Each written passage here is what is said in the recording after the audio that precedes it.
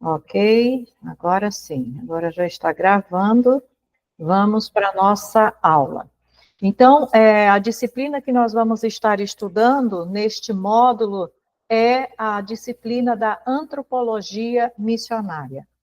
E talvez para alguns de vocês seja uma matéria completamente desconhecida, talvez vocês nunca tenham estudado essa disciplina, porque realmente ela não é uma disciplina comum, por exemplo, no ensino médio, e nem é uma disciplina que se estuda em muitos cursos universitários. Ela é bem restrita, se estuda praticamente no próprio curso de antropologia, que existe um curso superior de antropologia, também se estuda um pouco em sociologia e em disciplinas que tenham um cunho assim mais humanitário, mais humano, que envolva mais a pessoa, antropológico, né? E por isso a própria palavra antropologia. Antropo vem de homem e logia vem de estudo. Então, a gente já tem uma ideia de que a antropologia ela tem uma preocupação em entender o ser humano dentro de cada uma das suas culturas, dentro da sua cultura, para poder, desta forma, alcançar esse homem com a mensagem do Evangelho. Esse é, em poucas palavras, o que a antropologia missionária vai tratar.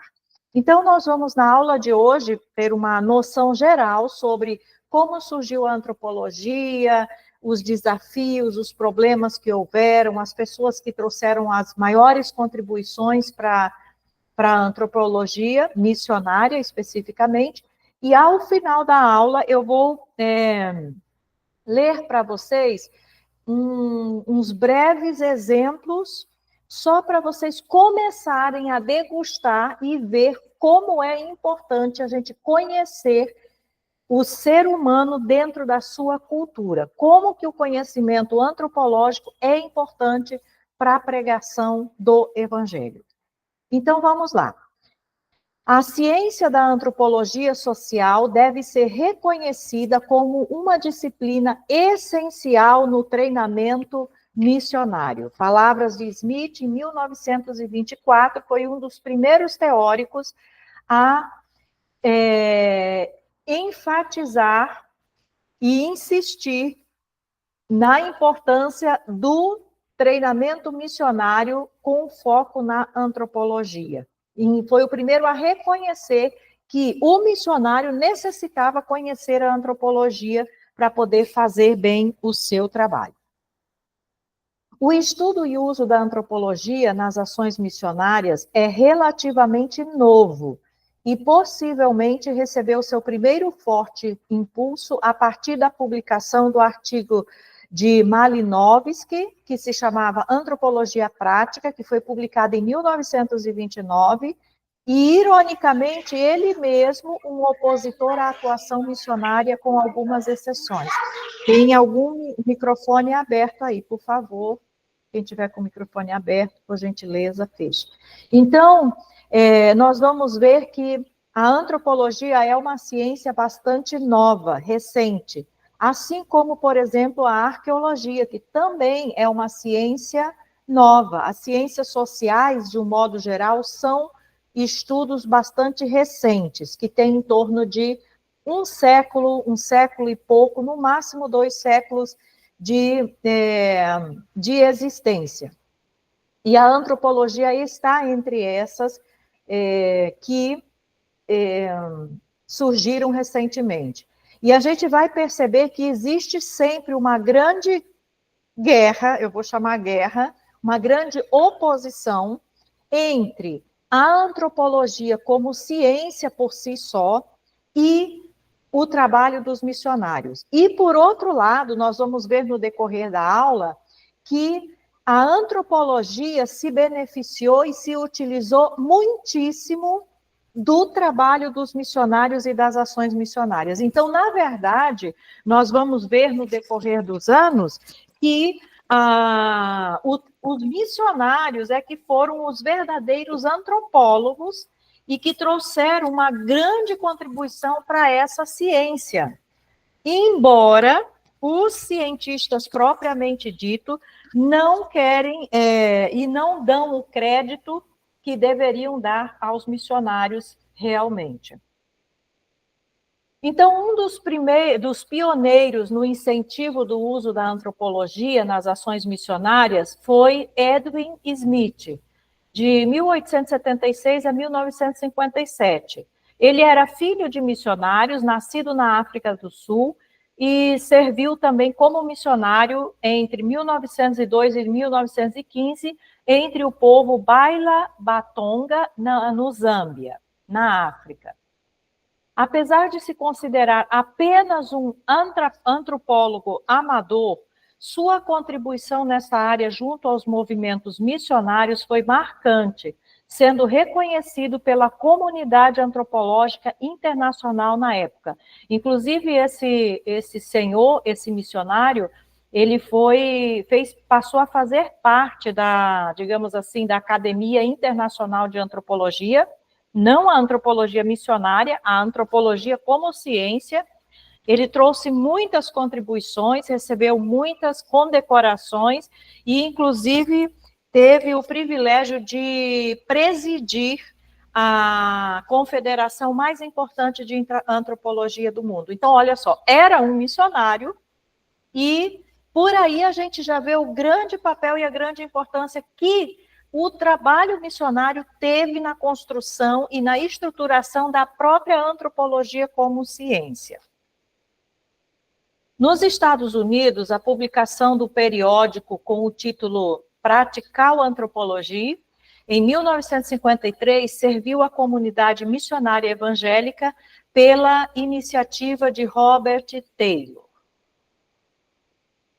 Esta publicação gerou um crescente interesse e uso da antropologia no treinamento missionário e associaram-se a ela os escritos de Eugene Nida, é um grande missionário antropólogo, né, contribuiu muito para isso, William Smalley, William Rayburn e Charles Taber, entre outros. Existem muitos outros, mas esses se destacam. Tiveram um papel importantíssimo tanto na construção da antropologia, na contribuição da antropologia como ciência, quanto na importância, na necessidade do treinamento missionário com conhecimento de antropologia, que o treinamento missionário deveria ter o estudo e o conhecimento da antropologia. A antropologia, como ciência social, manifesta seu desenvolvimento teórico nos séculos 19 e 20, sob a influência de um ambiente de transformação social, descobertas científicas e exposição das ideias de Marx, Emile Durkheim e Max Weber, e outros pensadores da época que tiveram uma grande influência. A partir daí, a antropologia passa a ser construída pelo estruturalismo de Levi Strauss, o culturalismo de Franz Boas, a proposta interpretativa de Clifford Geertz e a abordagem pós-moderna de James Clifford, entre diversas outras influências. O que significa isso? Significa que cada um desses antropólogos ou desses cientistas antropológicos, eles viam a antropologia ou defendiam o uso da antropologia a partir de um ponto de vista completamente diferente do outro. Por exemplo, o Levi Strauss construiu as teorias antropológicas baseadas no estruturalismo. O que significa isso? Que para entender o homem era necessário conhecer a estrutura da cultura daquele homem. Já o Franz Boas, ele já vê outro aspecto, ele fala, não, a estrutura da cultura, do povo, não é tão importante. O importante é a cultura propriamente dito, como as pessoas vivem, como elas pensam, qual é a visão de mundo que elas têm, quais são os costumes que ela tem. Já o Clifford Geertz, ele já diz que não, que o papel da antropologia deveria simplesmente interpretar, seja a estrutura ou seja a cultura, deveria simplesmente interpretar o que significava essa cultura ou essa estrutura. E o James Clifford já tem uma abordagem pós-moderna, que ele já tenta colocar que todas essas questões são superadas e que, na verdade, a antropologia tem que simplesmente respeitar o homem dentro dessa cultura onde ele vive, sem alterar ou sem interferir nessa cultura. Mas existem muitos outros pontos de vista, outros enfoques da antropologia. Na verdade, qualquer um, tudo isso que cada um coloca em separado é importante para a gente entender o homem e a cultura onde ele vive. Então, não é um aspecto, um fator, não é só o estruturalismo, ou só o culturalismo, ou só qualquer outro aspecto. Na verdade, todos os aspectos que formam a vida do ser humano dentro de uma cultura são importantes, porque se desprezarmos um dos aspectos, nós não vamos entender esse homem na sua totalidade. Então, atualmente, a antropologia é dividida em basicamente 2 aspectos, em física e em cultural, embasadas em teorias da física ou biológicas e culturais que são as sociais. Então, atualmente, a antropologia se preocupa com os aspectos biológicos de cada cultura e com os aspectos culturais, precisamente, que são as questões sociais que envolvem o homem. Na sua cultura, na pesquisa do homem, sua existência e seu comportamento. Então, quem é o homem, como ele vive, como ele se comporta, a antropologia basicamente se embasa nas questões biológicas deste homem e nas questões culturais ou sociais deste homem, enfocando esses aspectos de existência e comportamento. A escola americana divide a antropologia em física, cultural, arqueológica e linguística. Então, aqui vocês já estão vendo que já tem um outro enfoque.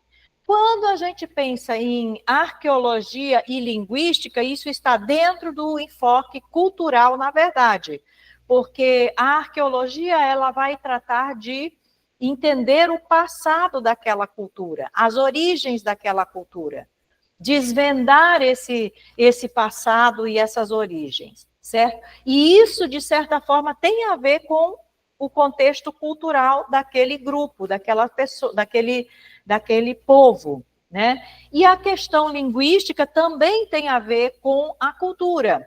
Eu creio que quando vocês estudaram comunicação missionária, transcultural, aliás, que vocês viram um pouco sobre a importância de se comunicar, como se comunicar e tudo mais, vocês devem ter ouvido que a língua não é simplesmente um meio de comunicação entre as pessoas. A língua expressa a cultura de um povo. Um povo é identificado culturalmente pela sua língua, pelo seu idioma. Então, não se pode desprezar a questão linguística quando se fala da cultura de um povo e quando se vai estudar, no caso, antropologicamente, este povo. A antropologia cultural, bem como outras, possui uma ampla variedade de aplicações e pesquisa, como a arte, a saúde, a educação, a alimentação, a comunicação, a religião, a imagem, a etnicidade e outras, em franca demonstração da necessidade dos óculos antropológicos na abordagem acadêmica ou prática de qualquer área de experimentação e interação humana. Então, na verdade, a antropologia cultural ela tem um papel fundamental em todas essas áreas que foram mencionadas aí, arte, saúde, educação, comunicação, religião, etc, etc. Se você quer entender um povo, todos esses diferentes aspectos são importantes e eles fazem parte da cultura de um povo. Então, a antropologia cultural, ela se compõe de algo bastante amplo. É nesta esteira da busca pela compreensão do homem que algumas obras influenciaram profundamente o treinamento missionário, incorporando ao mesmo o estudo antropológico. Por exemplo, Marvin Myers, PhD em antropologia, contribuiu para a construção de uma ponte entre a evangelização e a sensibilidade cultural. Quando a gente ouve o relato de alguns missionários e até de não missionários, por exemplo, se nós pegarmos o exemplo da catequização da Igreja Católica nos lugares aonde elas chegavam, nós vamos ver que a falta dessa sensibilidade cultural trouxe um problema muito grande no relacionamento, na interação desses povos que eram, como se diz, os povos originais dos lugares onde a Igreja Católica chegava com as conquistas. Então, isso atrapalhou bastante. E isso atrapalha ainda hoje. Por outro lado, a gente percebe, quando estuda as culturas, que muitos povos estão esperando alguém, estão prontos esperando alguém que chegue trazendo uma mensagem de salvação. Então, esses povos estão preparados para serem evangelizados. Obviamente que a forma como nós vamos evangelizar não pode ser com o nosso ponto de vista ocidental e com a nossa cultura ocidental. Por isso, nós precisamos conhecer essa cultura, entender essa cultura e para poder chegar de forma eficiente no coração deste povo, dentro da sua própria cultura. Porque já existe dentro das culturas uma porta, uma janela, uma possibilidade, uma abertura para a evangelização. O grande problema é que a maioria dos missionários, uma grande parte, principalmente antes do conhecimento da antropologia, não sabiam disso. Então, às vezes trabalhavam anos num lugar e não acontecia nada, porque justamente não tinha essa ponte que ligava a cultura daquele povo com a evangelização.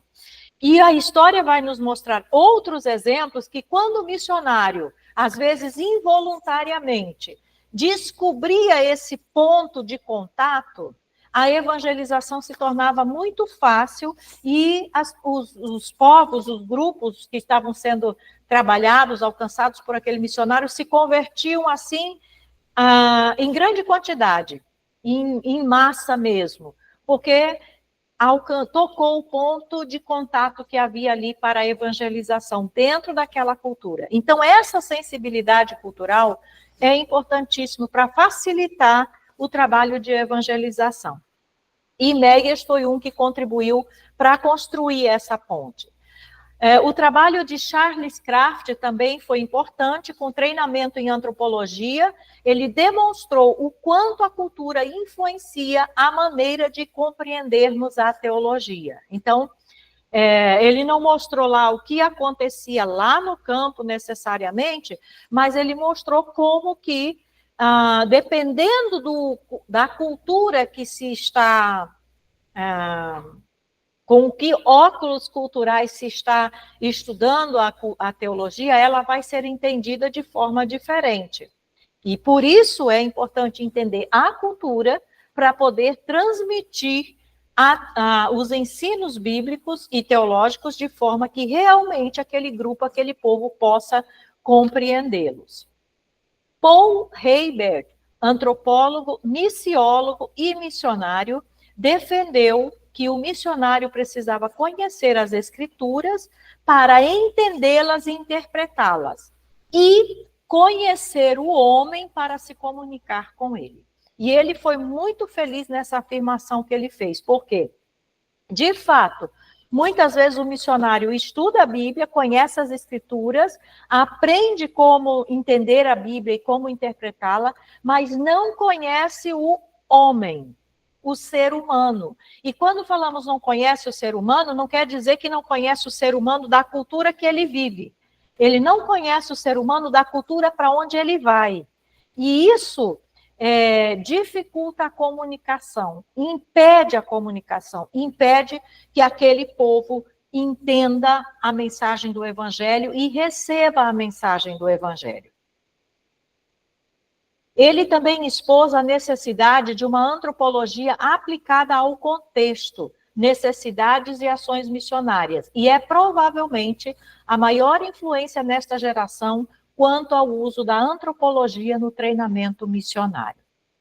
E aí, nós temos aqui, então, depois de todas essas considerações do que é a antropologia e do que, como ela foi se desenvolvendo, a importância que ela tem até mesmo no trabalho do missionário, no trabalho missionário em campo, vamos ver, então, o que é exatamente a antropologia missionária, que é o que nós vamos estar estudando aqui nessa matéria.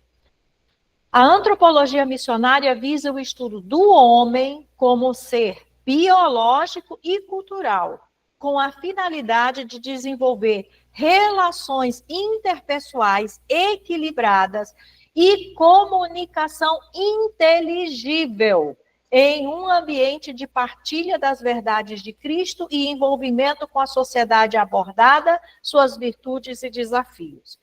Então, observe que é uma coisa bem ampla, bem profunda e muito necessária. E essa parte da comunicação inteligível, ela é fundamental, porque nem sempre o que eu digo, o outro entende como eu estou dizendo. Às vezes eu estou dizendo A e o outro entende Z. Então, essa comunicação inteligível, ela é importante para que o evangelho seja entendido por qualquer grupo cultural. E ele só vai ser entendido se eu me comunicar no idioma deste povo e me comunicar bem. Eu preciso falar bem esse idioma. E não só isso, eu preciso entender como que as pessoas pensam, como elas veem o mundo, como elas, quais são as percepções, as ideias que ela tem sobre muitos assuntos que envolvem o ser humano.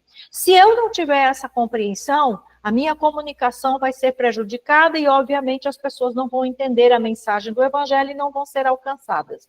Então, veja como que a antropologia missionária, ela é importante e necessária para um trabalho missionário em campos não alcançados ou em outra cultura, e que vai nos ajudar a fazer um trabalho efetivo. E quando nós falamos da necessidade da antropologia missionária, às vezes a gente pensa só se a gente for lá para o meio de uma tribo indígena, ou se a gente for lá para Papua Nova Guiné, que tem não sei quantas mil tribos ainda, povos que não foram alcançados, ou qualquer outro lugar do mundo, que até o Chile, por exemplo, que já é uma realidade que vocês conheceram um pouco, né? Então, a gente pensa que só nesses contextos é que a gente vai precisar da antropologia. Não. Até para quem vai ficar aqui dentro do Brasil, por exemplo, dentro do seu próprio país, o conhecimento da antropologia missionária ajuda muito. Por quê? Eu falo do Brasil. Porque, na verdade, o Brasil é um país com dimensões continentais e que encerra em si mesmo diferentes culturas. Por exemplo, se você for no Sul, as pessoas têm uma forma de falar, um linguajar, um comportamento, hábitos, uma alimentação, um ritmo completamente diferente das pessoas do Nordeste, ou do Norte do Brasil, ou do Centro-Oeste, ou do Sudeste. E para esclarecer mais ainda isso, vamos pegar só o Sudeste.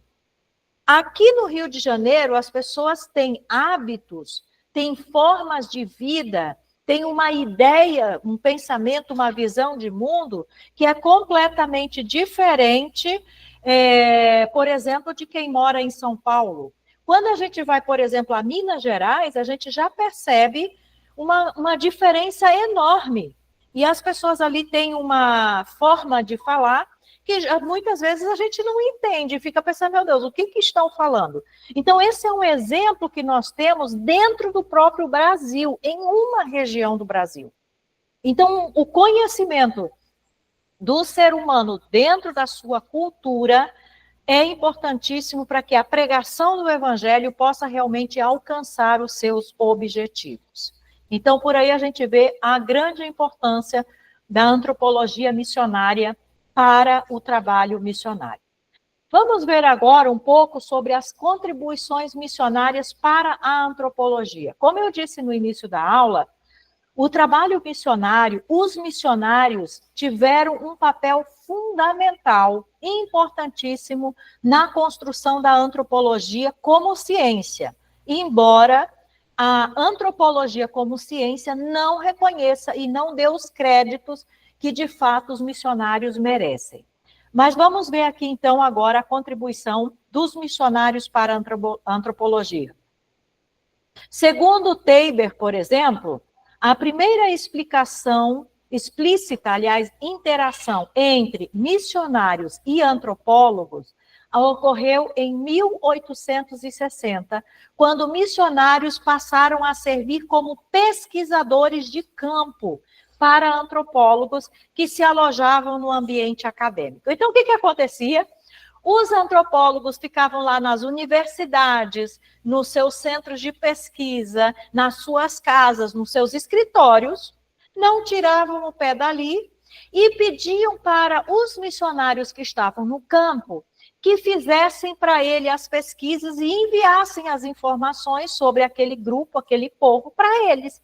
E eles, então, lá sentados no seu ar-condicionado, tranquilos, criavam as teorias antropológicas que eles pensavam que deveriam ser. Então, muitos missionários serviram como pesquisadores nos campos onde eles estavam, passavam as informações para esses cientistas, para esses antropólogos, e eles, então, criavam as suas teorias. Então,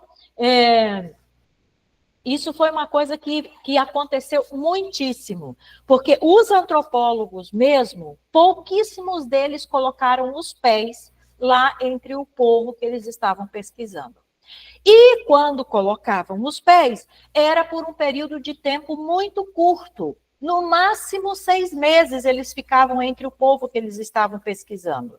Então, eles só observavam algumas coisas, faziam algumas observações e iam embora desenvolver as ideias deles. Então, eles não conviviam com o povo, eles não interagiam com esse povo e, portanto, não entendiam o que esse povo pensava de fato.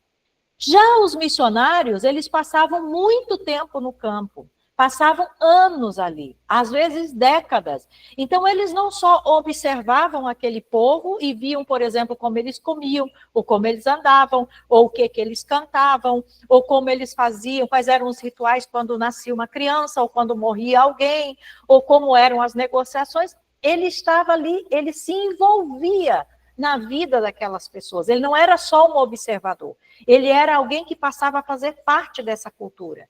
Então, ele começava a entender melhor qual era a visão de mundo, o entendimento, a concepção que aquele grupo específico tinha com relação a todas as questões da vida. Então, claro, que as informações que os missionários passavam eram muito mais confiáveis do que aquela pequena observação que os antropólogos mesmo faziam. Então, Darrell Whiteman nos diz que é importante relembrar que os primeiros antropólogos coletaram informações para a construção de suas teorias a partir de viajantes e mais tarde missionários, e não a partir de encontros diretos com os nativos. Então, isso é um ponto que tem que ser considerado, embora a antropologia não queira dar o braço a torcer quanto ao trabalho que ela mesma fez. Na verdade, ela se aproveitou, né, do trabalho dos missionários.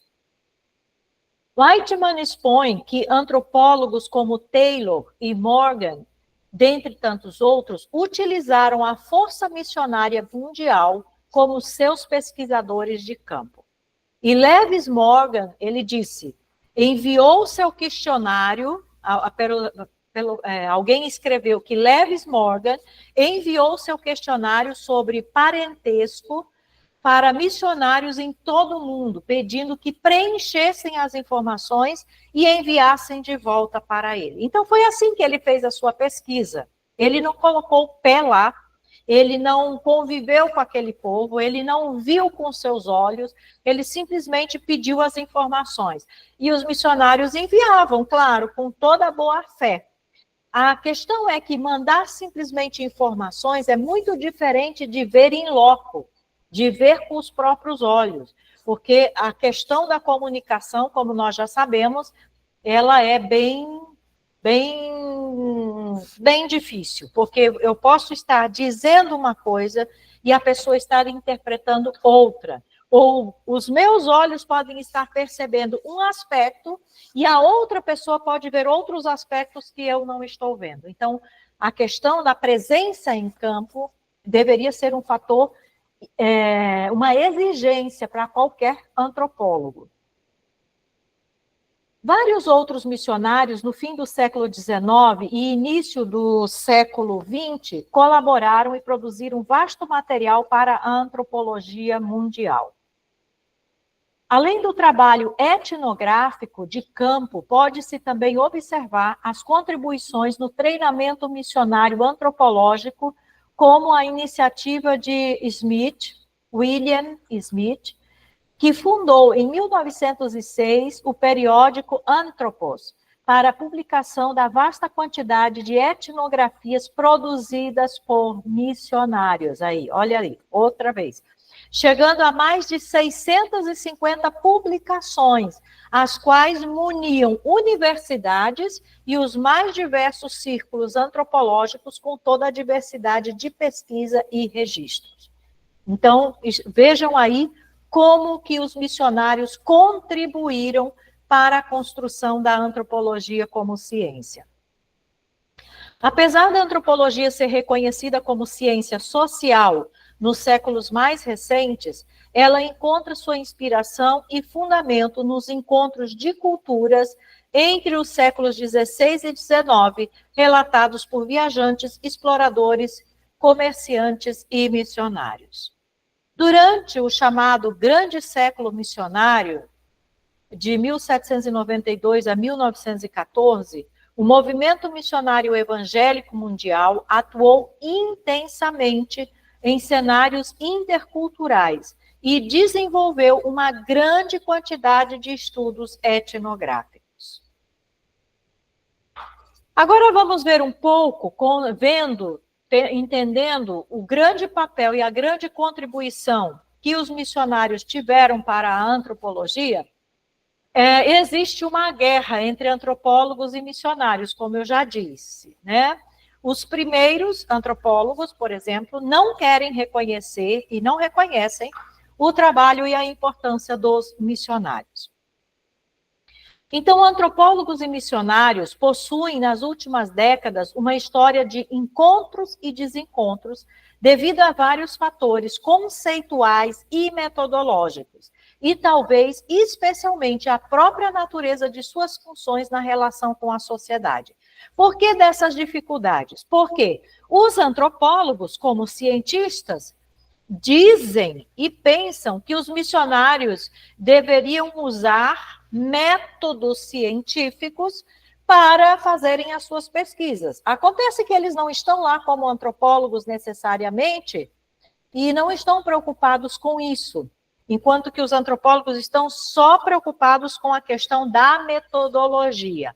Como que se abordou aquele povo, que método se usou para fazer a pesquisa, como se levantou os dados, essas coisas todas, como os dados foram analisados. Já os missionários, eles têm outro conceito, eles não estão preocupados com a metodologia que está sendo utilizada, eles estão preocupados com as questões conceituais, ou seja, como as pessoas pensam, e para isso eles precisam se envolver naquela cultura, coisa que os antropólogos não admitem. Eles acham que a pessoa tem que ficar só de fora, olhando o que está acontecendo ali. Eu não posso me envolver, eu não posso conversar com aquelas pessoas, comer junto com aquelas pessoas, eu não posso entrar na cultura deles e eles não podem entrar na minha. Então, essa é uma questão que divide antropólogos e missionários.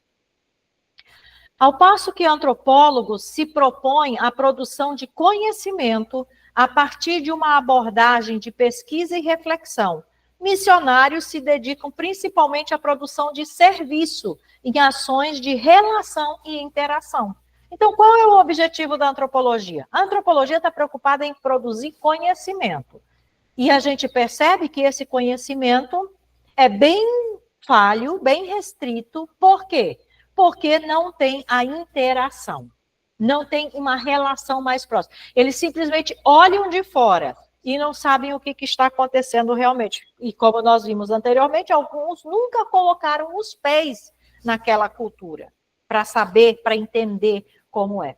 Já o missionário, ele não está preocupado com a produção de conhecimento, como os outros vão entender aquela cultura ou não. Ele está preocupado em construir uma relação com aquele povo e intervir na vida daquele povo de forma que eles possam conhecer a Cristo e melhorar a sua condição de vida, né? Então, são pontos de vista completamente diferentes. Quem viveu em regiões onde tem indígenas ainda, tribos indígenas, e onde tem a presença da FUNAI, deve se recordar, por exemplo, que os missionários foram expulsos de muitas tribos pela FUNAI. Por quê? Porque o argumento dos antropólogos e dos sociólogos era que os missionários alteravam a cultura daqueles índios, que interferiam na cultura, mudavam os costumes dos índios, né? E, com isso, impediam que os missionários estivessem lá. Só que foram os missionários que trouxeram as informações para os antropólogos. Isso eles não reconhecem.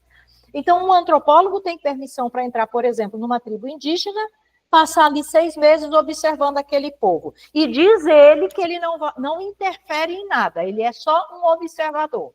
E o missionário, ele interfere. Na verdade, qualquer contato que um ser humano tem com outro ser humano, inevitavelmente vai mudar alguma coisa. Exemplo bem claro disso. Se você mora no sul e você vai para o nordeste ou para o norte, o simples fato de você ter contato com aquelas pessoas vai alterar alguma coisa em você, na forma como você vive, como você come, como você age, e vai alterar aquelas pessoas que tiveram contato com você também. Dentro de uma mesma cultura, como o Brasil. Isso acontece. E aí a gente vê, por exemplo, aqui no Rio de Janeiro, tem até o tal do Mercado São Cristóvão, se não me engano, que é um lugar onde vende só produtos e coisas do Nordeste. O que é isso? Isso é uma interação cultural. Aqui não é Nordeste, mas vivem nordestinos aqui, e acabaram trazendo coisas da sua cultura para cá, e hoje, inclusive, os cariocas apreciam muitas dessas coisas que são lá do Nordeste, e vice-versa. Isso vai acontecer em todas as culturas, né? O churrasco, por exemplo, que é algo típico do Sul. No Brasil inteiro as pessoas apreciam um churrasco.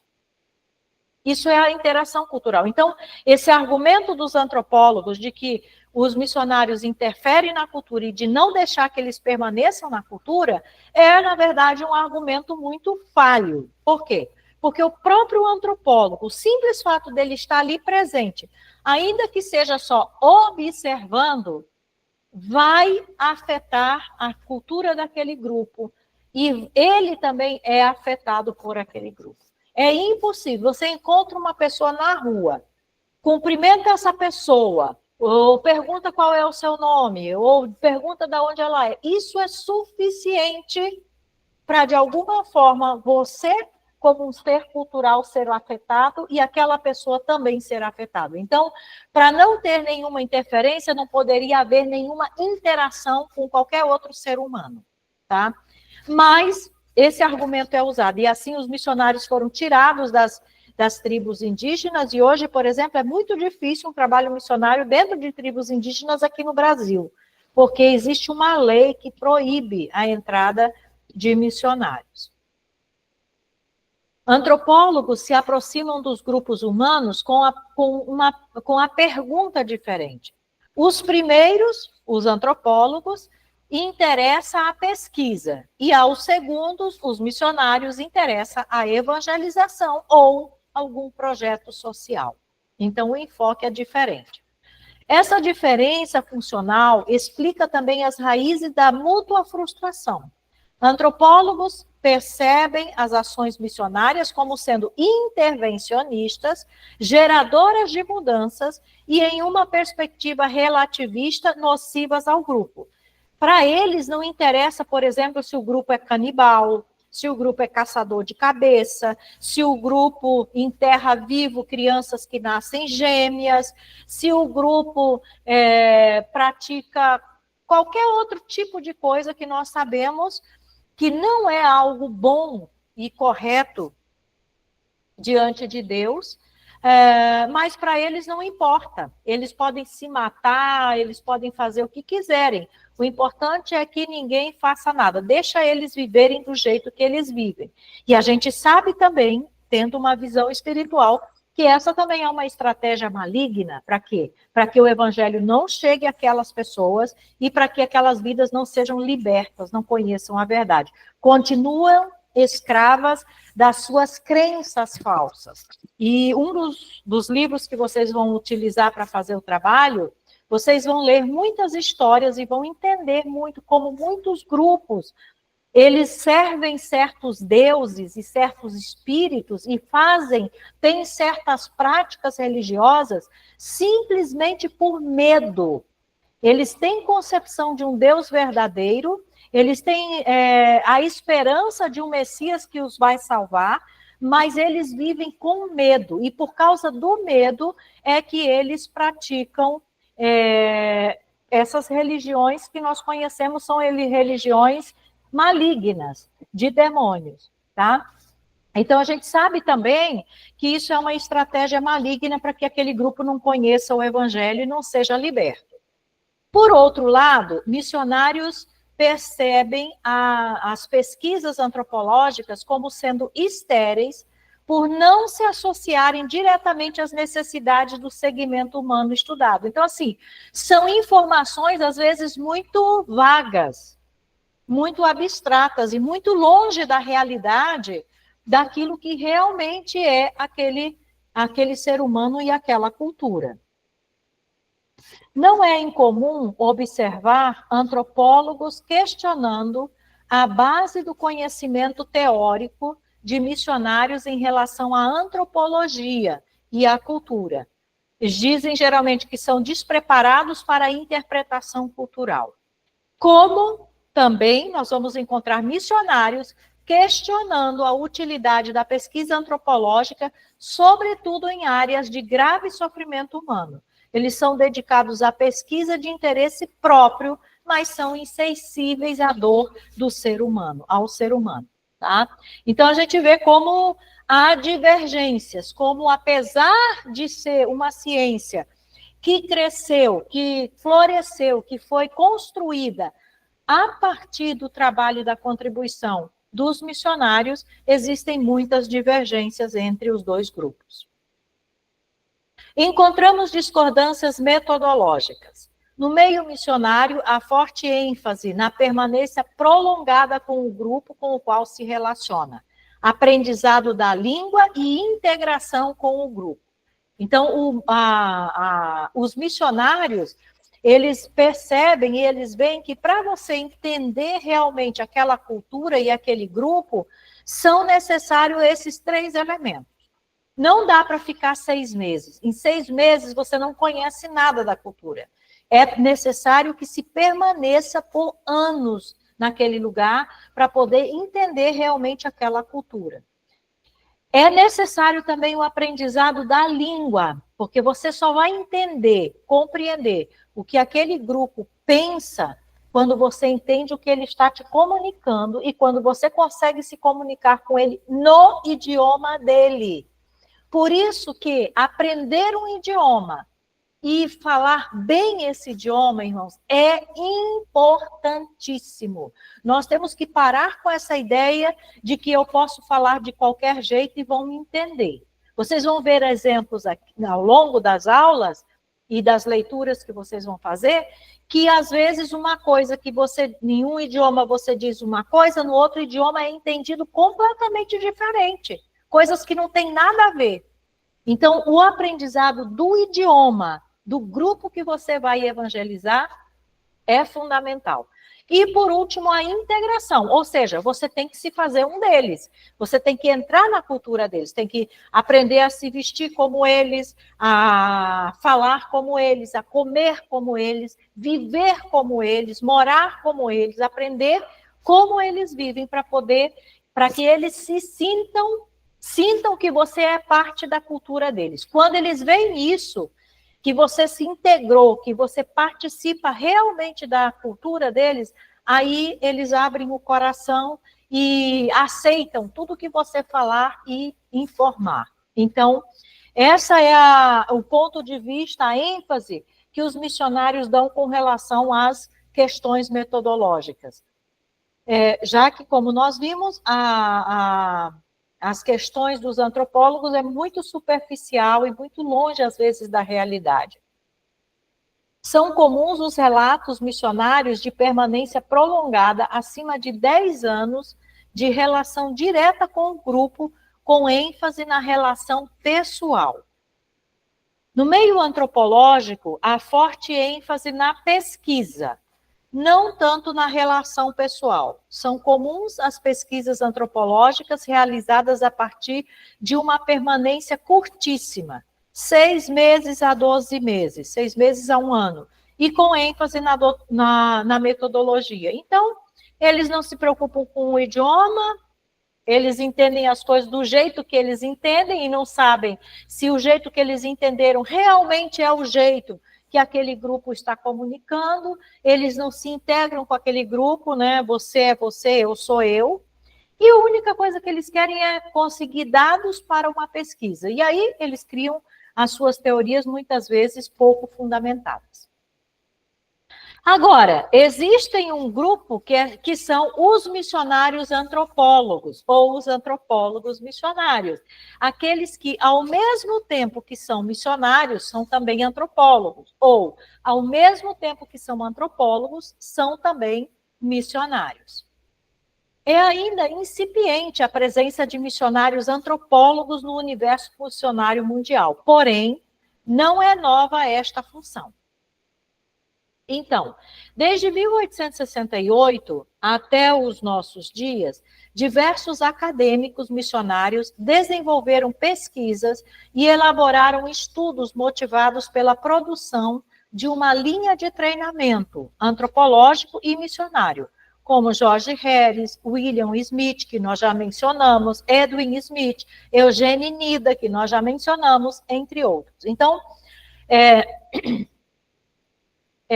começou a se perceber a necessidade de que houvesse um treinamento antropológico e missionário para os missionários que iam para o campo. Então, o missionário passa a atuar não só como missionário, mas também como antropólogo. Heibert, ele nos diz que a antropologia colabora com as ações missionárias. Por quê? Primeiro, por fazer compreender situações transculturais. Então, a antropologia não deixa de ter a sua importância, ela tem sim sua importância, e tanto é importante que nós estamos aqui estudando. Qual é, então, a contribuição que a antropologia traz, apesar de todos esses apesares que nós vimos? Primeiro deles é fazer compreender situações transculturais. E isso, às vezes, é difícil para algumas pessoas, porque na cabeça de muitos missionários, o mundo que existe é o nosso mundo, a nossa cultura, o nosso idioma, os nossos costumes, a nossa forma de pensar. Então, tem gente que pensa que em qualquer lugar do mundo as pessoas são iguais, fazem as mesmas coisas e pensam do mesmo jeito. E aí, quando chegam lá e descobrem que as pessoas comem diferente, fazem coisas diferentes, pensam diferente, elas caem no que é chamado de choque cultural, que nós vamos estudar, né? Então, é importante estudar a antropologia, porque ela vai nos mostrar, olha, a pessoa que mora ali no outro bairro, ela é diferente de você, ela tem uma cultura diferente. O que mora no outro estado tem uma cultura diferente. O que mora no outro país tem uma cultura diferente. O que mora no outro continente tem uma cultura diferente. As culturas não são iguais. Cada povo tem a sua própria cultura. E nós precisamos estar consciente disso. A nossa cultura não é absoluta, não é a única do mundo, não é a mais perfeita, não é a melhor, tá? Isso precisa ficar bem claro. E a antropologia nos ajuda a entender isso. A segunda coisa que a antropologia colabora é em esclarecer tarefas missionárias, como a tradução da Bíblia e a aquisição de uma nova língua. Aí a antropologia colabora bastante, porque, por exemplo, a tradução da Bíblia, ela é um trabalho muito, muito difícil. E, abrindo um parênteses, nós precisamos orar para que Deus levante tradutores da Bíblia para tantos povos não alcançados ainda, que não tem nenhum versículo da Bíblia no seu idioma. E, irmãos, traduzir a Bíblia para um outro idioma não é coisa fácil. É muito, muito difícil. Por quê? Porque em muitos idiomas não existem certas palavras. Ou, se você tentar traduzir literalmente algumas palavras, naquele idioma não vai ter nenhum sentido, nenhum significado. Ou pode ainda ter um significado, um sentido completamente diferente do sentido ou significado que a Bíblia realmente está falando. Só um exemplo. Vamos imaginar uma tribo indígena. Aqui no Brasil existem, esqueci agora quantas, mas se não me engano, mais de 1000 tribos indígenas que são completamente isoladas, que não têm nenhum contato com o que nós chamamos de civilização, que vivem lá no meio da floresta, caçando e pescando e coletando, e não têm ideia de que existe outro mundo além daquele que ele vive. Aí nós chega um missionário lá e ele vai dizer para essa tribo que Jesus é o pão da vida. Essa tribo vai entender isso? Não. Por quê? Porque eles não têm pão. Eles não conhecem o que é pão. Eles não sabem o que é pão. Nós sabemos, mas eles não sabem. Eles conhecem lá o aipim, conhecem lá, sei lá, batatas, tubérculos, outras raízes. Conhecem, por exemplo, o biju que eles fazem, né, do próprio aipim, mas eles não conhecem pão. Então, se você chegar lá dizendo que Jesus é o pão da vida, não vai estar dizendo nada para eles. Agora, se você chegar lá, por exemplo, e disser para eles que Jesus é o aipim da vida, ou qualquer outro alimento que seja o alimento mais importante daquele grupo, aí eles vão entender o que está se falando. Então, observe como que a tradução da Bíblia é uma questão dificílima e importantíssima. E a antropologia ajuda a gente a entender essas questões culturais que precisam ser consideradas quando a gente vai traduzir a Bíblia para idiomas que não são esses idiomas ocidentais que nós conhecemos. E também para a questão da aquisição de um novo idioma, porque, por exemplo, a antropologia linguística, ela vai te dar algumas dicas, algumas ferramentas de como que você vai fazer para aprender um idioma que você não tem ali nenhum tradutor, não tem ninguém que possa traduzir você para aquele povo e aquele povo para você, porque eles não têm contato com ninguém. Você é a primeira pessoa de outro mundo que chega lá, você não sabe falar o idioma deles e eles não sabem falar o seu. Então, existem técnicas que ajudam você a aprender um idioma sem que exista nenhum intérprete, nenhum dicionário, nenhuma referência. Então, ela é importante. Também auxilia na compreensão dos processos de conversão, incluindo a mudança social. Ajuda a comunicar o evangelho de forma relevante para aquele que o ouve. E aqui eu vou já antecipar e mencionar um livro que vocês vão ter contato, que se chama O Fator Melquisedeque. E nesse livro, o autor, ele coloca algumas questões importantes. As 3 coisas mais importantes que eu posso dizer deste livro e que eu espero vocês guardem são importantíssimas realmente. Primeiro, ele vai dizer que o evangelho está preparado para qualquer povo da face da terra. Não importa quão primitivo, quão isolado, quão original seja um povo, o evangelho está preparado para esse povo. A outra grande verdade que ele mostra, e mostra com fatos antropológicos, é que qualquer povo da face da terra está preparado para receber o evangelho. E o grande segredo, então, que ele coloca é que, para que a mensagem do evangelho, que está preparado para qualquer povo, tenha efeito, alcance os seus objetivos em qualquer povo, que também está preparado para o evangelho, é necessário descobrir o que ele chama de abridor de olhos. Existem coisas em cada cultura que são um gancho, que são uma ligação, que são uma chave para que o entendimento daquela cultura se abra para o evangelho. Então, a antropologia ajuda exatamente a isso, a comunicar o evangelho de forma relevante para aquele que o ouve.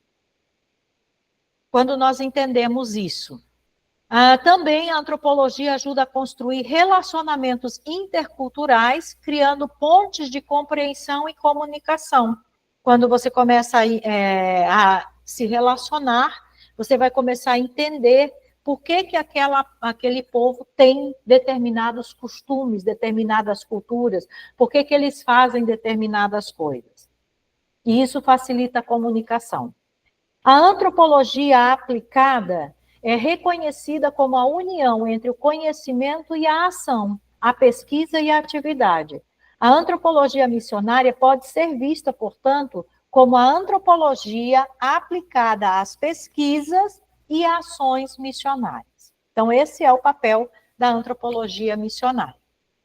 No Brasil, a antropologia aplicada ao trabalho missionário foi orientada inicialmente pelos professores Barbara Burns, Francis Popovic, Isabel Murphy, Paul Freston e Rinaldo de Matos, os quais lançaram luz sobre o valor da sociologia, antropologia e fenomenologia da religião no currículo missionário, cujo resultado é visto em quase todos os centros missionários, de treinamento missionário em nosso país. Além dos diversos centros de treinamento missionário, há algumas iniciativas complementares, como o Instituto Multietnos e o Instituto Anthropos, cooperam para a conscientização e formação missionária evangélica, com ênfase na antropologia aplicada. A capacitação antropológica, coordenada pelo Instituto Anthropos, contribuiu nesta direção, treinando 237 missionários entre 2001 e 2009. A Unievangélica e Instituto Anthropos, Unievangélico é uma universidade, lançaram em 2010 a primeira pós-graduação em antropologia intercultural no país e coordenada pelo segmento missionário, crendo ser possível gerar no Brasil um número crescente de missionários antropólogos. O grande responsável por esse Instituto Anthropos Multietnos é um pastor atual, ele é relativamente jovem, deve ter uns 50 e poucos anos, e ele é brasileiro, chama-se Ronaldo Lidório. Inclusive, eu já mandei um livro dele para vocês em uma das disciplinas, quando ele fala sobre, creio que foi na disciplina de vida missionária, espiritualidade missionária, se não me equivoco. Então, ele é uma referência aqui no Brasil, atualmente, com relação à antropologia missionária. Tem muitos livros escritos. Além das preciosas obras com teor antropológico produzidas para o português, algumas publicações surgiram no Brasil. Por exemplo, autores que escreveram em português: Roger Bastide, Timóteo Carriquer, Isaac Souza, Stephenson Araújo, Luiz Rossi, Paul Freston, aí ó, Ronaldo Lidório, Bárbara Burns, Cássio Silva. além do periódico Anthropos, revista de antropologia em formato online, lançada pelo Instituto Anthropos em 2007 e atualmente na 4ª edição. Deve estar já mais do que na 4ª atualmente. Então, quando você ouvir falar desses nomes, são nomes que tiveram um papel importantíssimo para o desenvolvimento da antropologia missionária aqui no Brasil. Foram também publicados no Brasil mais de uma centena de artigos tratando de aspectos da antropologia aplicada às ações missionárias desde a década de 70. Então, tem bastante coisa.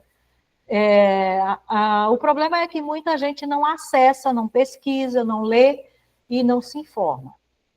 Devemos perceber, portanto, que missionários antropólogos estiveram sempre presentes ao longo da história das missões, desde 1868, com forte produção literária e também grande influência nos centros de treinamento missionário mundial.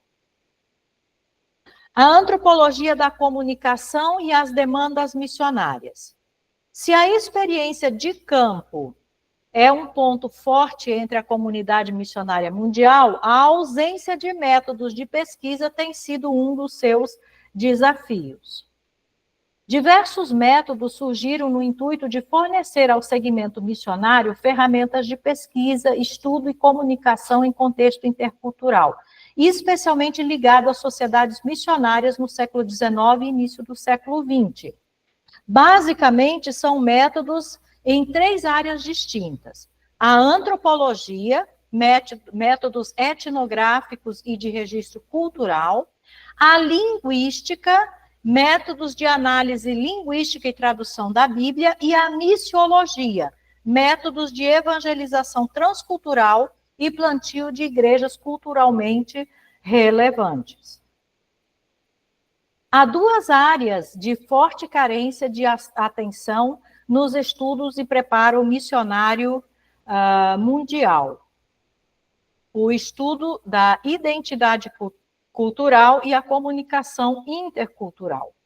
Labourte, Toura e Varnier conceituam identidade como um princípio de coesão por uma pessoa ou grupo. Ela permite que se distinguam dos outros, se reconheçam e sejam reconhecidos.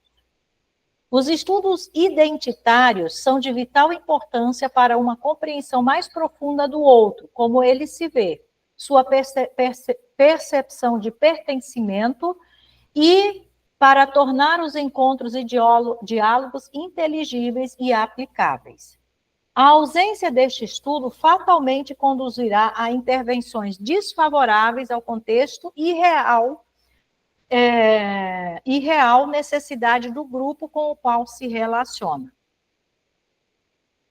A identidade cultural é um estudo utilizado para o desenvolvimento de padrões de observação, compreensão e relacionamento entre culturas, o que sugere uma forte influência não apenas dos aspectos relacionais, mas também comunicacionais entre os grupos. William Goodkunst e Bella Moody fazem uma diferenciação intencional e sistemática entre a comunicação transcultural, intercultural e internacional. Identifica a comunicação transcultural como sendo comparativa entre elementos e segmentos de culturas distintas. O objetivo primário da comunicação transcultural é a compreensão a partir do ponto de vista do experimentador da cultura, observada ou estudada. Então, por exemplo, eu fui para o Chile. A comunicação transcultural é simplesmente o fato de eu compreender o que eles estão falando ou fazendo a partir do meu ponto de vista, a partir do meu olhar.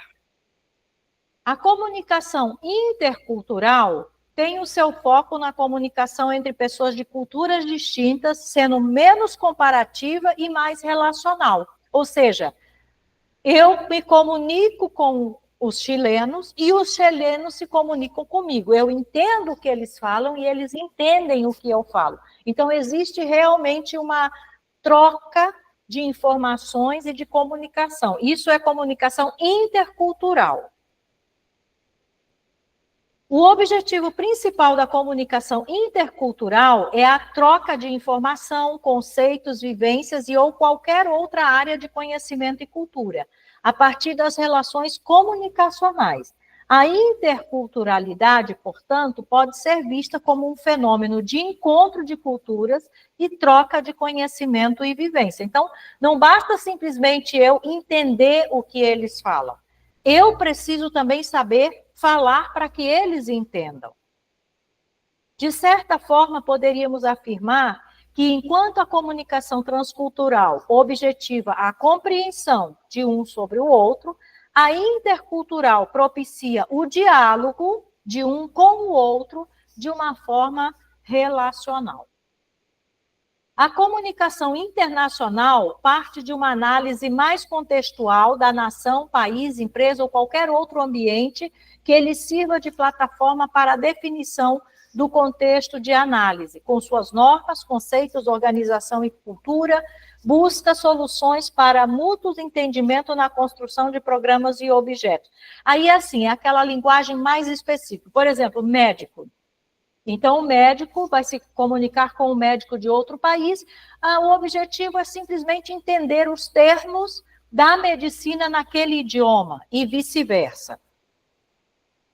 Poderíamos, portanto, sugerir que a antropologia missionária seja dialógica, por se fundamentar na troca de informações e percepções da visão de mundo, relacional, que se desenvolve nos ambientes de relacionamento pessoal, intercultural, ambienta-se na sociedade humana e no encontro de culturas, ideológica, objetiva comunicar valores bíblicos e comunicacional, porque valoriza os processos de transmissão da mensagem na língua do grupo com o qual se relaciona.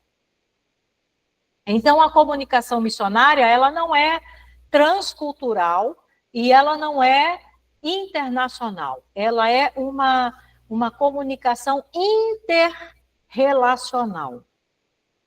Evangelização e catequese. Isso aqui é importante, estamos finalizando já aqui a aula, para a gente entender a diferença do que é evangelização e do que é catequese, no momento em que nós vamos estar numa cultura diferente para evangelizar.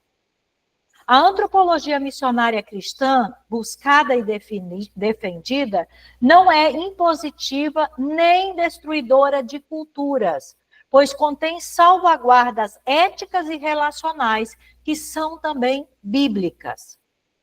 As ações missionárias, porém, são julgadas ao longo da história, e ainda o são hoje, a partir dos fantasmas da imposição catequista que houve durante os processos colonialistas. Deve-se fazer, portanto, a diferença entre evangelização e catequese. O que é que a Igreja Católica fazia nos lugares aonde ela chegava? E até hoje ela faz? Catequizar as pessoas. Ela não evangeliza, ela não gera novo nascimento, ela não gera conversão.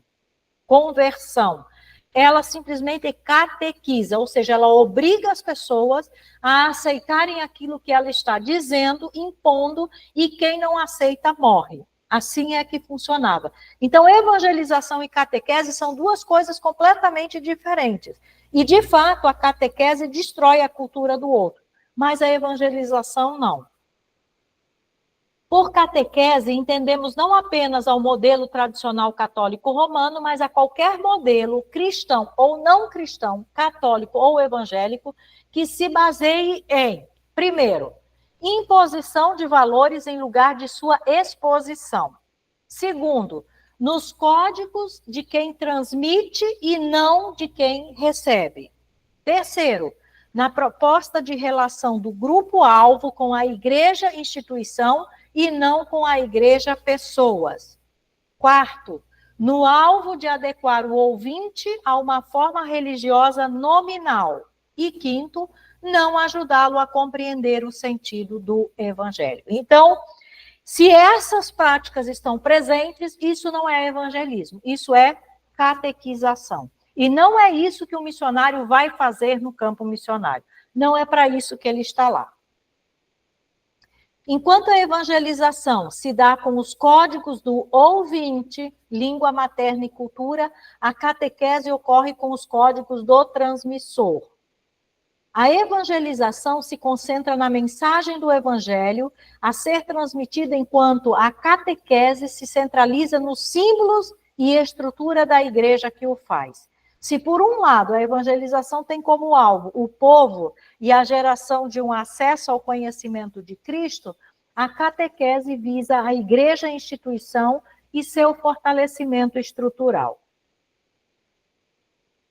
A evangelização é dialógica e relacional, uma vez que utiliza de processos de conversação, exposição e discipulado, que visa o entendimento da mensagem e sua aplicação na vida diária.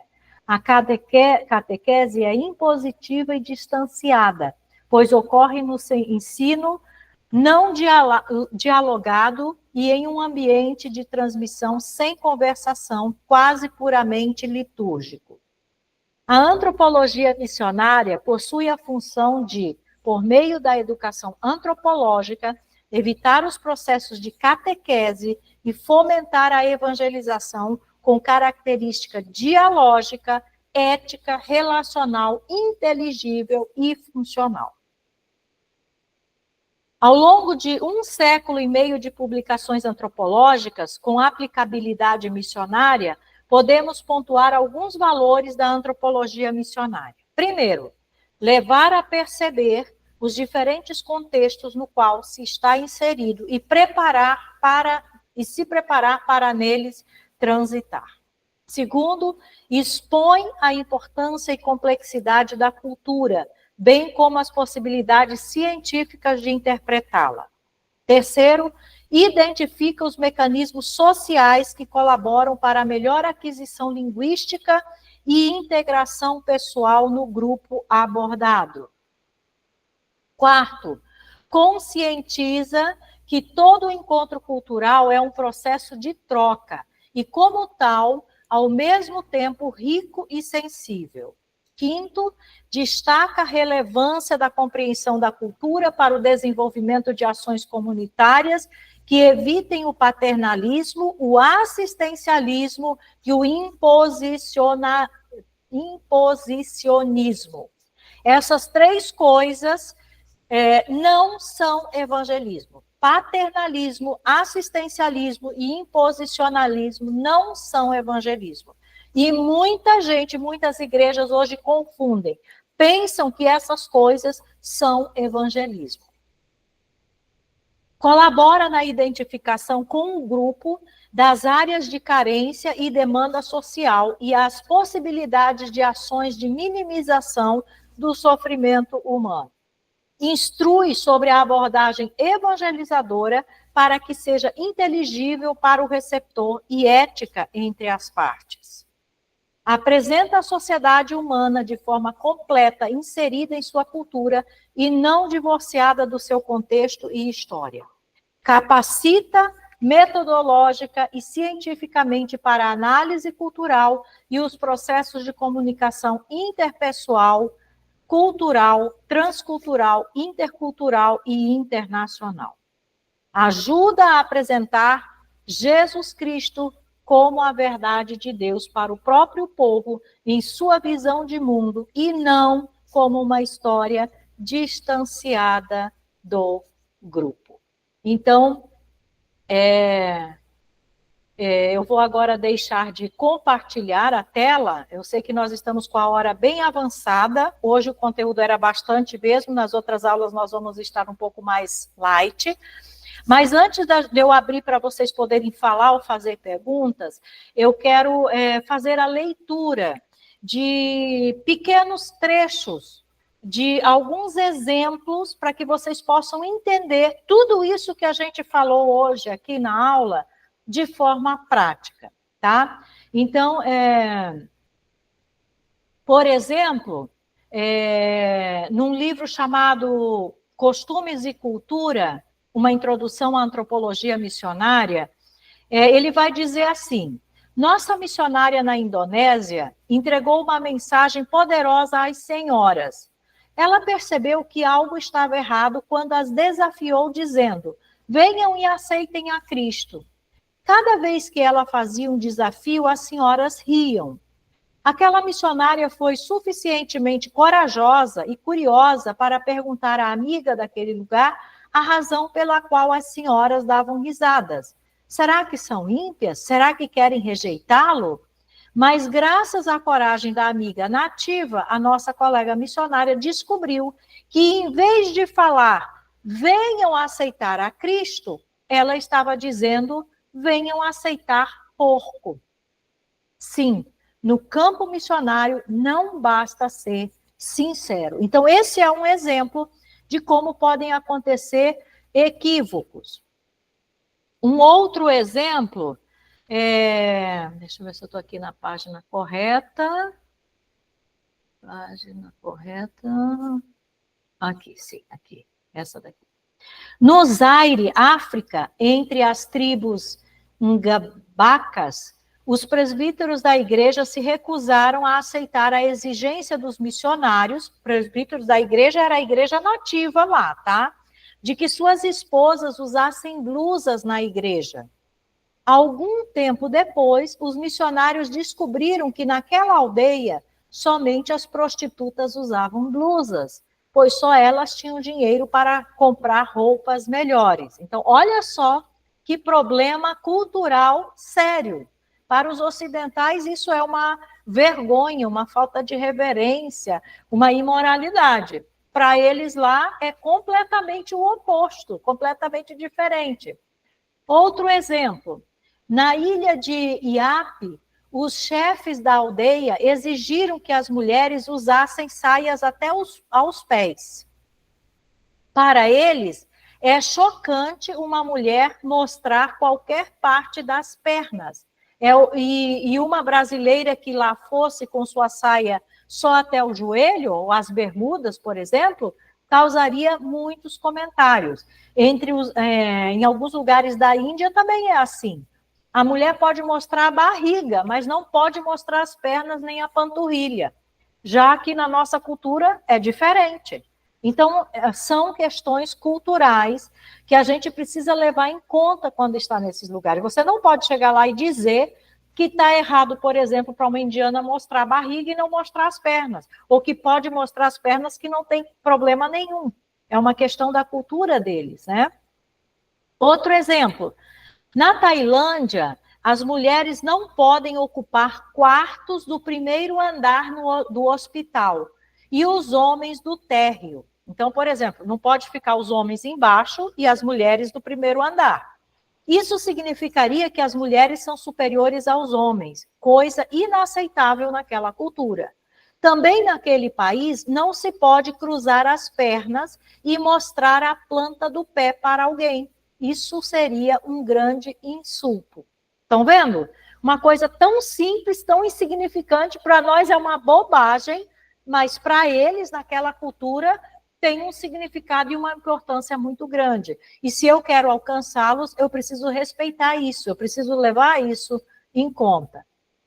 Na China, as pessoas pensavam que os missionários louvavam as cadeiras, porque oravam ajoelhados de frente para elas. Olha só. Da mesma forma, os índios navajos dos Estados Unidos pensavam que os missionários louvavam o pinheiro de Natal, por se preocuparem tanto em enfeitá-lo.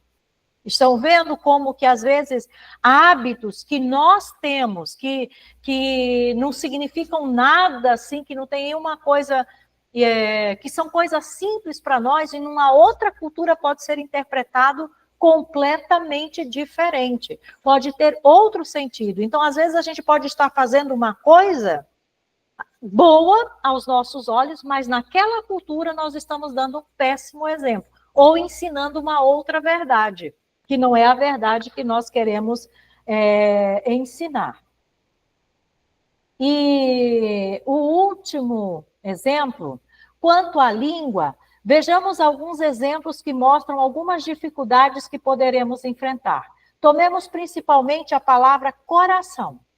Falamos que sentimos tristeza, amor, alegria, etc., referindo-nos ao nosso coração.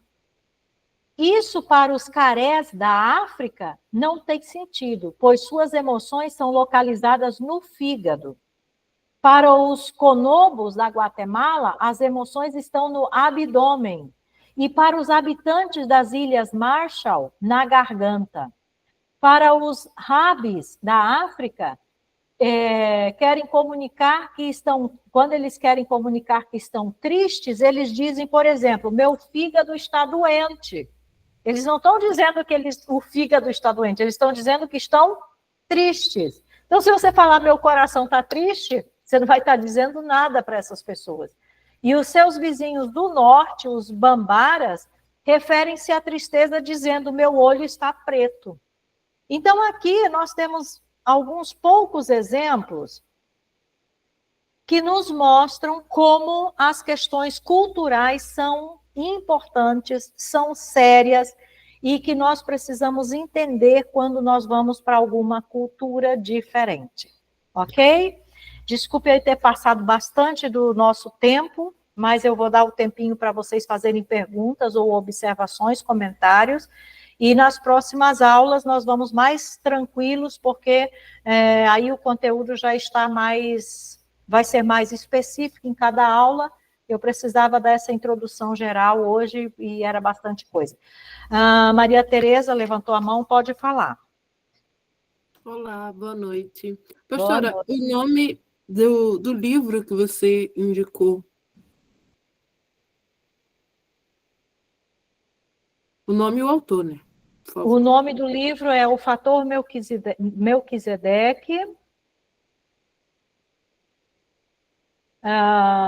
O autor é Don Richardson. Esse livro eu vou enviar para vocês, eu tenho ele em PDF, eu vou enviar para vocês, porque inclusive o trabalho vai ser feito neste livro. E eu confesso para vocês, é o meu livro preferido. Eu amo este livro.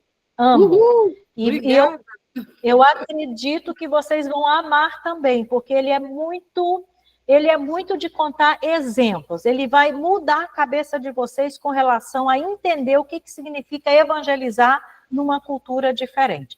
Eu tive o privilégio de ouvir o Don Richardson falando o que está escrito nesse livro ao vivo no primeiro congresso de missões transculturais aqui no Brasil, que foi em Belo Horizonte em 1988.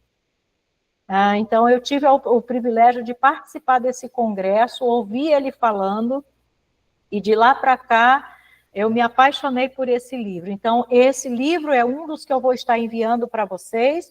O outro livro é Costumes e Culturas, uma introdução à antropologia missionária, que é esses exemplos que eu li hoje.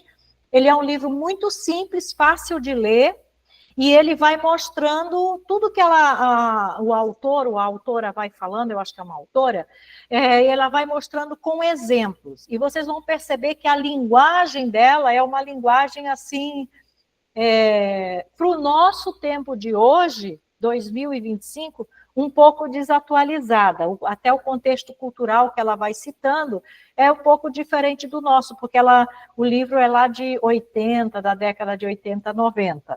Tá? Mas é um livro fácil, um livro também maravilhoso que nos ajuda a entender bastante essas questões da cultura e da antropologia para entender e evangelizar os povos. Ok, Tereza? Só isso? Muito ok. Muito obrigada, professora. Ok. Cristina, sua vez. Rapaz, irmãs, a senhora estava falando da pessoa seguir, né, a cultura.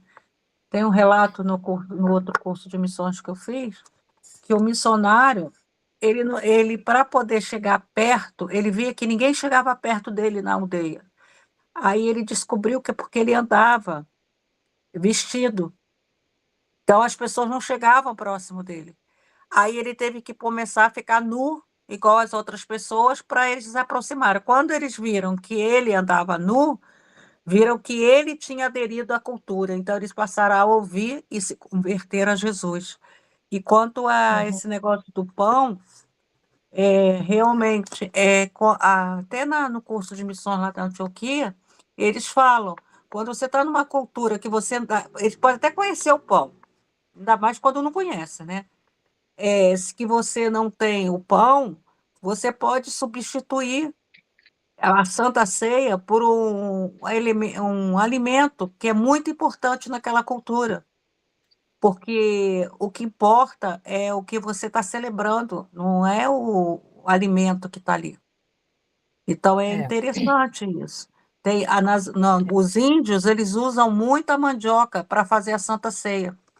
Na Amazônia tem muito, muito relato disso. Eles usam É muito verdade. a mandioca. 2 exemplos com relação a isso, o Hudson Taylor, quando ele foi para a China, ele passou um tempo trabalhando ali e ele não teve muitos resultados. E aí ele começou a perceber que se ele se identificasse com o povo, seria mais fácil.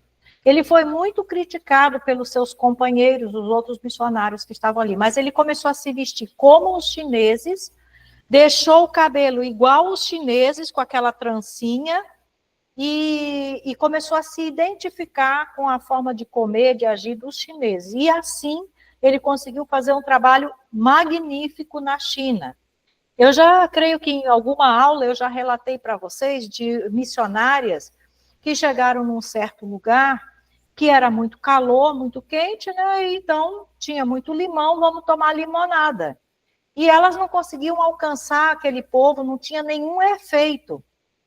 Até que elas descobriram que naquele lugar as prostitutas é que usavam a limonada para não engravidarem, eram considerados um anticoncepcional. Então elas estavam sendo vistas como prostitutas, porque tomavam limonada. Quando pararam de tomar limonada, mudaram a sua forma de agir ocidental, aí o evangelho penetrou naquele lugar, elas foram ouvidas, conseguiram pregar. E aí a gente vê, vocês podem se lembrar das orientações que a gente deu para a equipe quando foi para o Chile, dizendo, não façam isso, não façam aquilo, se comportem assim, ajam de tal forma.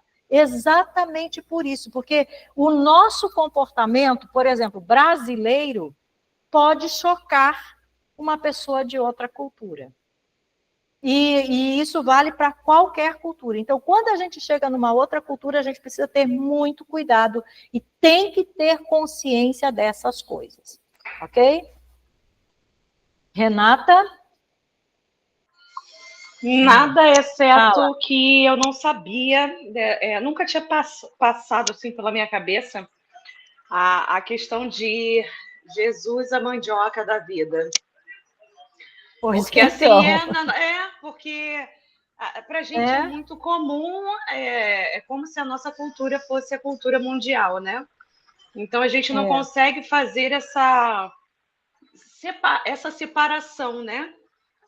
No Chile eu vi pouquíssima diferença. Eu não vi grande diferença, mas talvez para o interior do Chile, ou interior até do país mesmo aqui, do Brasil, nós tenhamos mais diferenças assim.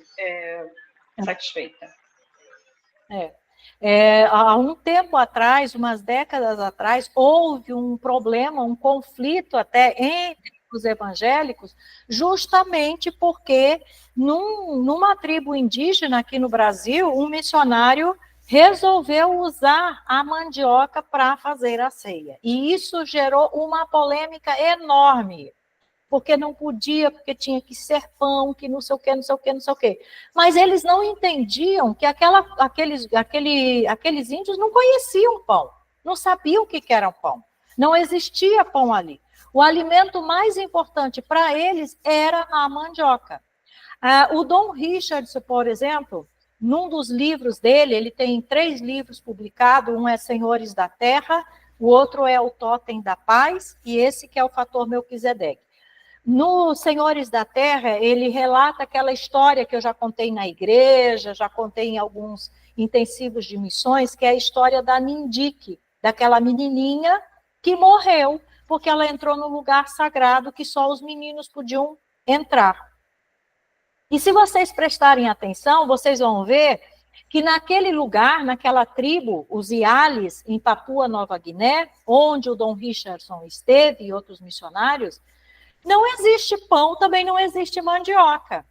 Mas o alimento principal deles lá é o inhame. Então, naquela aldeia, naquela tribo, naquele povo, se fosse apresentar Jesus como o pão da vida, eles não iam entender. Agora, se falasse que Jesus é o inhame da vida, eles vão entender. Eles entenderam. Então, assim, essas questõezinhas são pequenas, são questões culturais e que a gente precisa estar atento e tomar cuidado, porque a gente também tem que analisar bem, por isso que a linguística é importante, por isso que a antropologia é importante, para você, de repente, não distorcer o sentido que o texto bíblico tem. Tem coisas que não podem ser substituídas. Por exemplo, Jesus é o Cordeiro de Deus que tira o pecado do mundo. Aí não pode se fazer uma substituição. E aí o que o missionário vai fazer na cultura? Por que não pode se fazer uma substituição, colocar de repente um outro animal? Primeiro, porque esse animal está num culto sacrificial, lá do Antigo Testamento. Dificilmente em outras culturas tem sacrifícios como esse sacrifício estabelecido por Deus para os judeus. Então, nesse caso, não tem como substituir, não tem nenhum outro animal que possa representar um cordeiro realmente e que possa substituir esse cordeiro com essa função, com a função que o cordeiro tem, com as características que o cordeiro tem. Aí, o que o missionário vai fazer nesse caso? Nesse caso, ele vai ter que apresentar para aquele povo o que é um cordeiro. Ele vai ter que mostrar, olha, esse animalzinho aqui se chama cordeiro. Esse animal, ele é assim, assim, assim, assim. Ele se comporta dessa e dessa forma. E esse animal era usado para fazer um sacrifício assim, assim, assim. Quando Deus estava querendo ensinar que o verdadeiro sacrifício seria feito, no caso, por Jesus, etc, etc. Então, quando diz que Jesus é o Cordeiro de Deus, está falando que Jesus é aquele animal daquele sacrifício. Então, tem questões que podem ser substituídas, mas tem questões que não podem ser substituídas. Então, é uma coisa, assim, bem delicada e que requer um estudo sério mesmo. Cristina, e para a gente encerrar a nossa aula. Não, eu queria falar esse negócio que a Renata falou, que aqui mesmo no Brasil. No Brasil tem, na Amazônia tem esse problema da mandioca. Eles usam a mandioca. E não usam o suco de uva, nem o vinho. Eles usam a bebida deles lá, que realmente... E tem muitos convertidos. Muito convertido, claro, muito convertido. Claro, tem pastores já em aldeias indígenas. Tem uma conferência todo ano que é feita lá, do Comiban. Todo ano é feita essa conferência.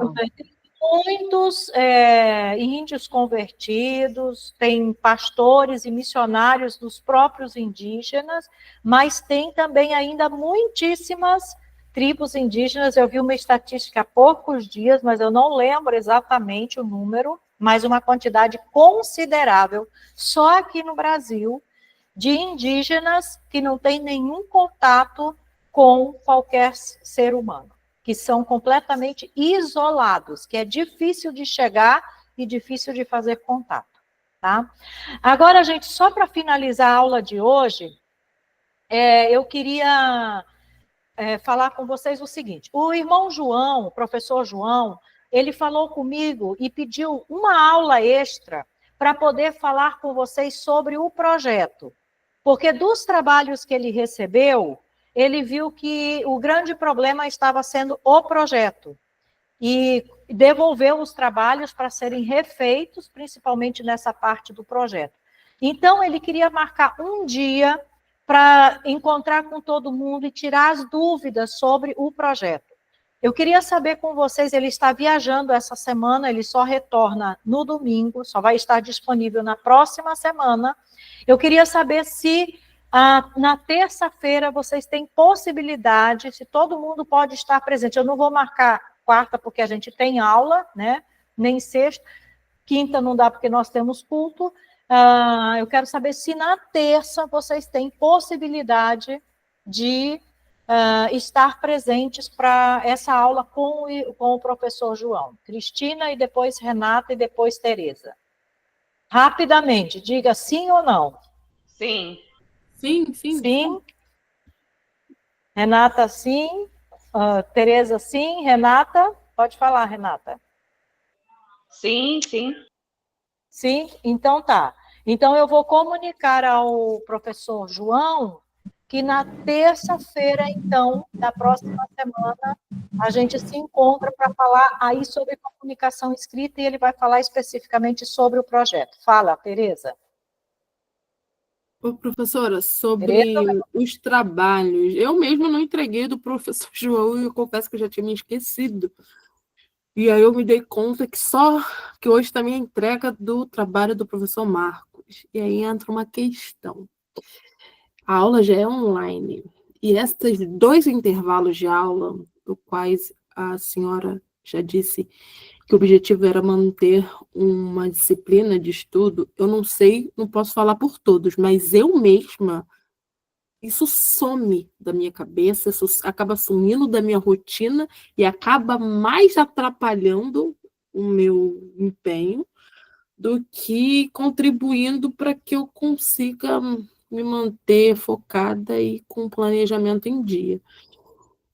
Então, eu estou sentindo bastante dificuldade mesmo de me manter, inclusive de lembrar nessas 2 semanas. E os meses, as semanas passam tão corridos, e a rotina do dia a dia é tão grande, não estou querendo dar desculpa, mas eu estou, de fato, assumindo que não acaba ficando obsoleto isso em todo o dia a dia. E eu não sei, né? Por exemplo, hoje o seu marido passou, o professor Marcos, passou 48 questões. E meu Deus do céu! Tudo bem, boa parte parece ser objetiva, eu respondi grande parte.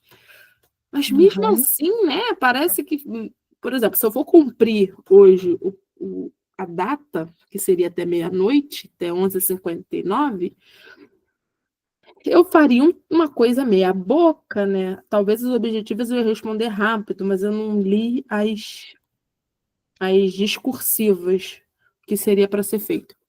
Mas, enfim, eu estou achando bastante problemático essas semanas de não encontros. Então, você sugere que tenha encontros?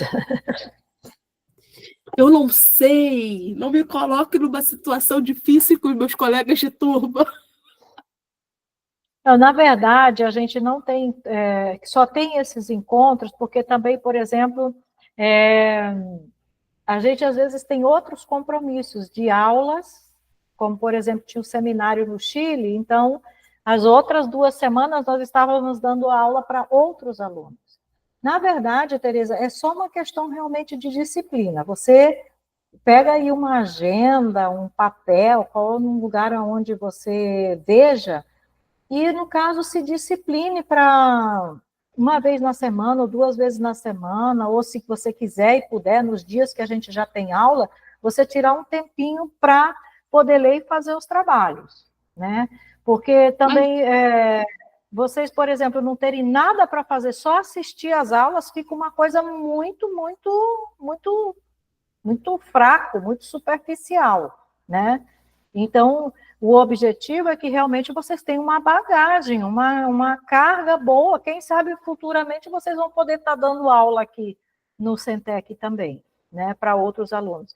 Então, é uma questão assim de se disciplinar, de se organizar para fazer. Eu já assisti aula online, quando eu fiz meu mestrado, eu tinha aula online, eu tinha 1 mês para cumprir os trabalhos que eu tinha que fazer, era 30 dias, o bloco seguinte era liberado na hora que mandava o trabalho daquela disciplina, e não tinha esse negócio de você adiar a data nem nada, era aquela data e pronto, né? Então, era uma questão de disciplina. Eu trabalhava, eu tinha ministério, eu tinha filho pequeno, etc, etc. É uma questão de se disciplinar, tá? De você se organizar. E quanto à data, a gente estabelece uma data e nós gostaríamos, sim, que as datas fossem cumpridas para entregar o trabalho. Por 2 motivos. Primeiro, porque vai facilitar a vida de vocês mesmos. E segundo, vai facilitar a nossa vida também. Porque é muito mais fácil, por exemplo, o professor Marcos terminou de dar a disciplina, vocês enviariam os trabalhos hoje, aí durante a semana ele ainda está com a cabeça com aquela disciplina, e ele corrigiria os trabalhos com muito mais facilidade. E aí, às vezes, não manda o trabalho logo, deixa para mandar mais na frente, pode mandar, tudo bem, não tem problema. Só que aí, às vezes, fica assim, um montão de trabalho de diferentes disciplinas para o professor corrigir de uma vez só, né? Então, é uma questão de se organizar. Quanto à data, a gente dá um desconto e você pode enviar o trabalho até na hora que terminar o curso, até o final do curso. Agora, deixar para enviar tudo no final é muito mais complicado, porque aí você vai ter, imagina, você vai ter 20 trabalhos para fazer. É bem mais complicado. Então, a sugestão tenta se organizar, vai fazendo os trabalhos, se ultrapassar um pouquinho a data, tudo bem, não tem problema. Por exemplo, a de comunicação escrita já ultrapassou, alguns enviaram, mas foram devolvidos porque não estavam de acordo. O professor vai dar essa aula extra, então vai ter. Eu já falei com ele, não se preocupe, a gente dá um prazo para os alunos fazerem os trabalhos e enviarem os trabalhos posteriormente, tá?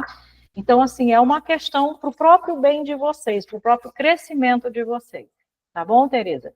Então, assim, se você não conseguir fazer para a data, tudo bem, não tem problema, pode mandar depois. Agora, quanto mais você deixar acumular, pior é.